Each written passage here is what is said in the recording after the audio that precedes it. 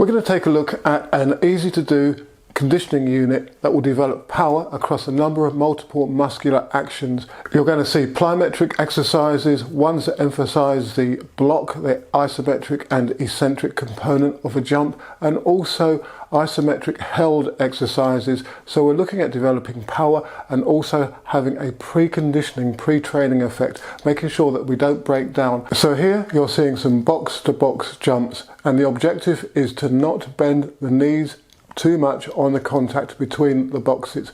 I'm instructing the athletes to bounce, to minimize that knee bend and to get off the ground as quickly as possible. In doing this, they're going to develop increased leg stiffness and reactivity. You'll see that Lee here is not quite so able to react as quickly as some of the others.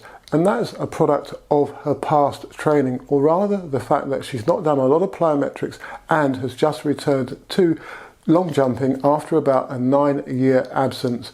That reactivity will come, and she's jumped 6 meters 29 on her speed and power, and therefore we're in a good position. Once we develop increased reactiveness, then further jumps are going to ensue. Just a few freeze frames of the degree of knee bend across a number of jumpers. As I said, we want to minimize that knee bend. Also, it's important to triple extend at the ankle, knee, and crucially, which is often forgotten, the hip.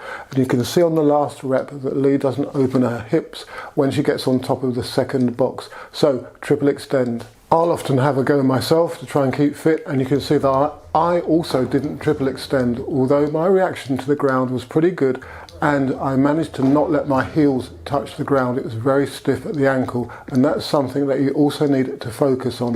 That will be particularly beneficial for your sprinting. Next up, it was some loaded drop and block jumps. Now these, as I've said, will better fit your eccentric and isometric strength, and they develop a braking benefit. Now when you hit the board for the long jump takeoff or come out of the hop, in the triple jump, there has to be a degree of deceleration and a braking before you propel yourself into the step phase or the rest of the jump when it comes to the long jump. Therefore, by doing drop and block jumps, you are getting that bracing ability, that ability to block and return energy. Adding a medicine ball of 10 to 20 kilograms in weight will obviously increase the mass that you have to absorb, the force. So by loading, we're getting an additional benefit and developing further eccentric and, to a degree, milliseconds of isometric muscular action ability. We'll do 2 to 3 sets of the previous exercises, 4 to 6 repetitions. After those jump type exercises, we moved on to some isometric ones, and we started off with isometric wall squats. Now, don't just sit against the wall, but push as hard as you can through your thighs against the wall, and also vary the angles of the push. We will do 4 repetitions of different angles of force, and we will hold each one for about 6 to 10 seconds. Sometimes we will also do single leg versions as well, which are particularly demanding. Then it was on to some isometric calf presses. Place your hands against the wall and, keeping your body in a straight line, extend your ankles to exert force through your arms into the wall. Now, as with the wall squats, we vary the position, but this time of the feet. So out, in and splayed. This will put a slightly different emphasis onto the calf muscles.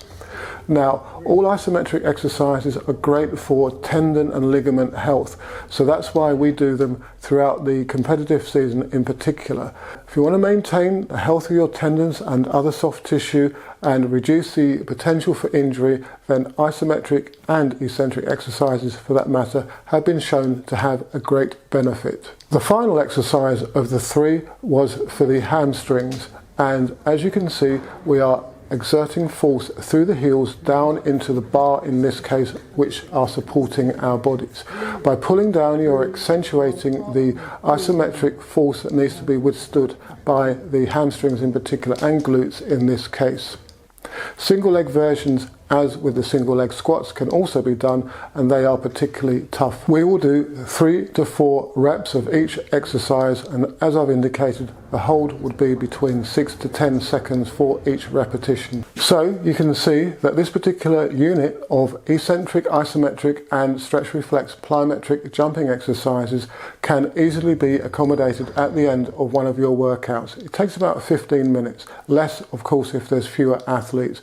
By incorporating it into your training, you will be covering many bases, contributing to and maintaining your power base for the season, and also strengthening soft tissue in order to withstand the rigors of long jump, triple jump and sprints. So it's well worth doing. If you have any specific questions on the subject matter of this particular video, or indeed any of my other ones, then do leave a comment in the section below or through my other social media. And good luck with your training and any competitions that you've got coming up. And please do subscribe to the channel, turn on the bell notification icon and give it a thumbs up, and also feel free to share with your fellow athletes and coaches, as it all helps the channel's growth. If you'd like to help me help you become a better athlete or coach, then do consider becoming a channel member. For as little as £1.99 a month, $1.99 a month, you can become a channel supporter and do just that. So head over to the channel's homepage, click on the membership button and